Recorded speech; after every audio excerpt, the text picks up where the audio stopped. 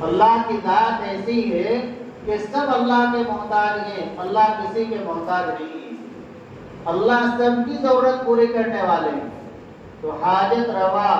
اور مشکل کشا سب اللہ ہی، اللہ کے علاوہ کوئی اور نہیں۔ لہذا شرک کی جو دوسری صورت پائی جاتی ہے کہ اللہ کے علاوہ کو حاجت روا، ضرورت کو پورا کرنے والا، مشکل کو دور کرنے والا، مصیبت سے نجات دینے والا سمجھتے ہیں، یہ بھی غلط ہے۔ اور بعض ایسے ہیں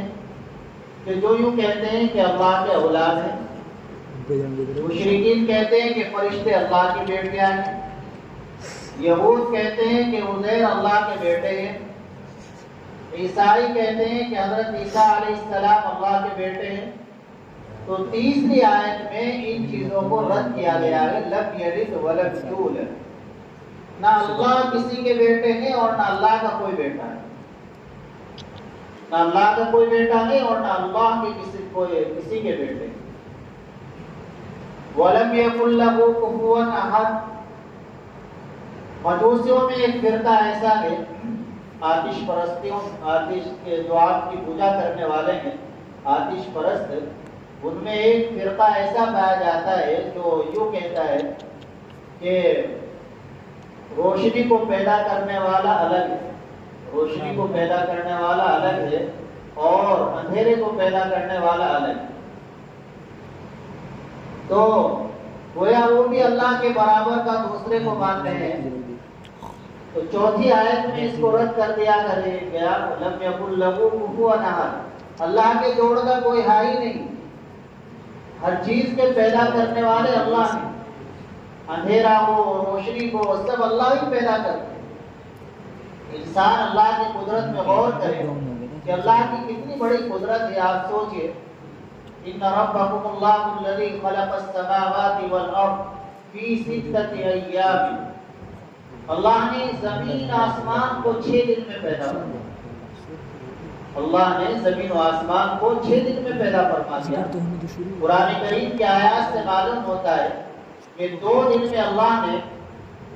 زمین کو پیدا فرمایا، اتوار اور پیر کے دن، اتوار اور پیر کے دن اللہ نے زمین کو پیدا فرمایا، اور 2 دن میں اللہ نے زمین کے اوپر جو چیزیں ہیں، پہاڑ ہے،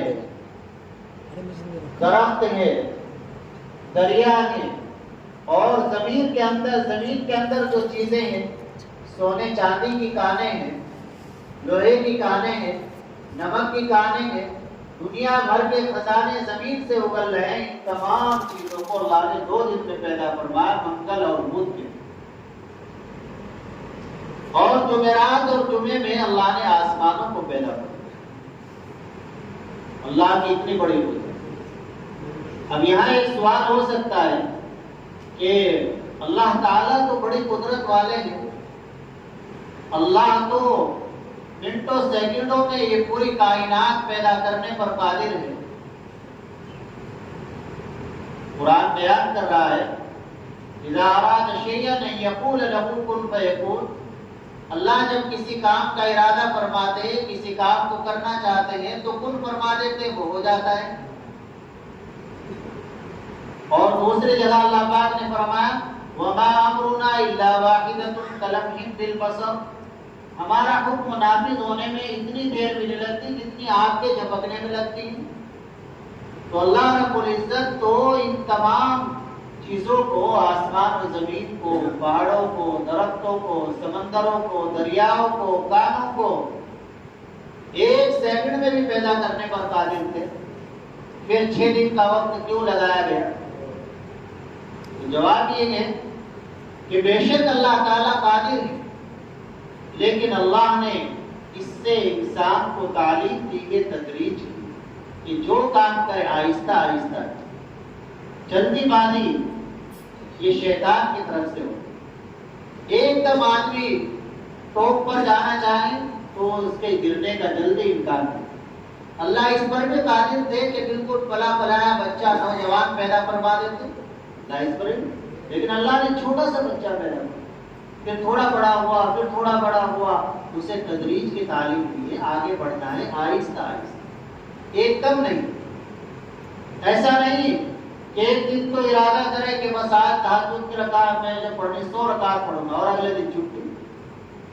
نہیں۔ ہماری شریعت میں تعلیم ہے آہستہ آہستہ، پہلے 2 رکعت کی عادت کرو، پھر 4 کریں، پھر 6 کر دیں، پھر 8 کرو، آہستہ آہستہ۔ اسے نفس کو عادی بنا کرنا پڑتا ہے۔ پھر دوسری بات یہ ہے کہ 6 دن جو ہے یہ دنیا کے 6 دن مراد نہیں، کیونکہ دنیا کے دنوں کا جو نظام چلا ہے یہ نظام تو سورج سے چلا ہے۔ سورج نکلا ہے تو دن ہو گیا، سورج ڈوب گیا تو رات ہو گئی۔ اس وقت تو سورج نہیں تھا، یہ سورج تو جبھی پیدا فرمایا جب آسمان کو پیدا فرمایا، چاند کو جبھی بنایا جب آسمان کو بنایا، تو پھر اس وقت کے دن وہ اتنے دن نہیں، اس سے بھی بڑے دن، جیسے آخرت میں ایک دن 1000 سال کے برابر ہوگا، قیامت کا ایک دن، ایک لمبا وقت لگایا گیا انسان کے تدریج کی تعلیم میں۔ لیکن اللہ کی قدرت دیکھیے کیسا، ہزاروں سال ہو گئے، کتنے سال ہو گئے کوئی یقین کے ساتھ نہیں بتا سکتا کہ آسمان کتنے سال پہلے اللہ نے بنایا، زمین کب اللہ نے بنائی، کوئی یقین کے طور پر نہیں کہہ سکتا، سورج کب بنایا گیا، چاند کب بنایا گیا، آج تک کوئی کمی نہیں ہے۔ دنیا میں مہنگی سے مہنگی مشینیں بنائی جاتی ہیں، ان کی مرمت کی ضرورت پیش آتی ہے، ان کی ریپیئرنگ کی ضرورت پیش آتی ہے، ان کی سروس کی ضرورت پیش آتی ہے، لیکن اللہ کی یہ کائنات ایسی ہے کہ اس میں نہ کسی مرمت کی ضرورت نہ کسی سروس کی ضرورت، بس جب اللہ چاہیں گے تو بالکل درہم برہم کر دیں گے، قیامت قائم ہو۔ کیسے قدرت ہے اللہ کی، کتنی بڑے قدرت والے۔ تو میرے بھائیوں بزرگوں، جو اللہ اتنی بڑی قدرت والے ہیں، ہمیں اس اللہ سے تعلق قائم کریں، اس اللہ سے جڑنا چاہیے، اس میں ہمارا دنیا میں فائدہ بھی ہے، اخروی بھی فائدہ ہے۔ تو اللہ تعالیٰ تو ہر چیز کے خالق ہے، اللہ کی جوڑ کا کوئی ہے ہی نہیں اللہ کے برابر۔ یہ سورہ اخلاص ہے۔ مشرکین مکہ نے حضور اکرم صلی اللہ علیہ وسلم سے کہا کہ آپ اپنے معبود اور اپنے خدا کے بارے میں بتاؤ ہمیں کہ وہ خدا کس چیز کا بنا ہوا ہے، اس صفات بیان کرو۔ بعض حضرات فرماتے ہیں کہ یہ سوال مدینے کے یہودیوں نے کیا تھا، بہرحال سوال کسی نے بھی کیا ہو تو قرآن نے جواب دے دیا، قل آپ کہہ دیجئے جو لوگ پوچھتے ہیں کہ اللہ کس چیز کا بنا ہوا ہے، اللہ احد، اللہ تو احد ہے، یکتا ہے، وہ مادے سے پاک ہے، وہ کسی چیز کا بنا ہوا نہیں ہے، وہ اجزاء سے پاک ہے، اس کے مشابہ اور اس کے مانند اس جیسی کوئی چیز ہے ہی نہیں۔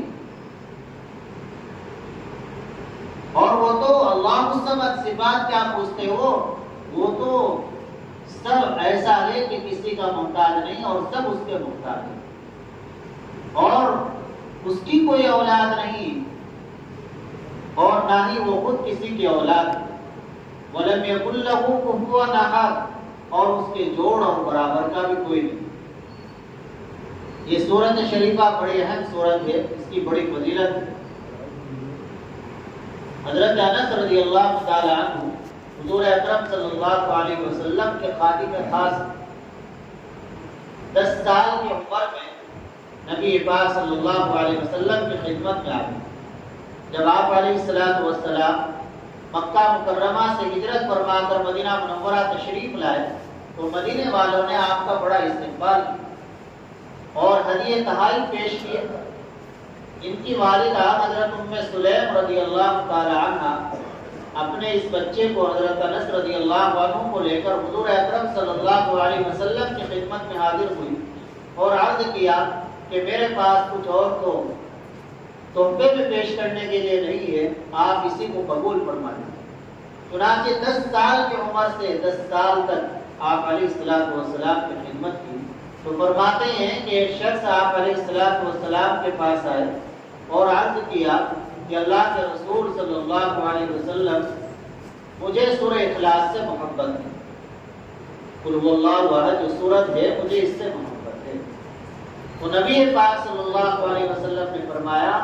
کہ تیری محبت نے سورہ اخلاص سے تجھے جنت میں داخل کرا دیا۔ کیا معلوم ہوا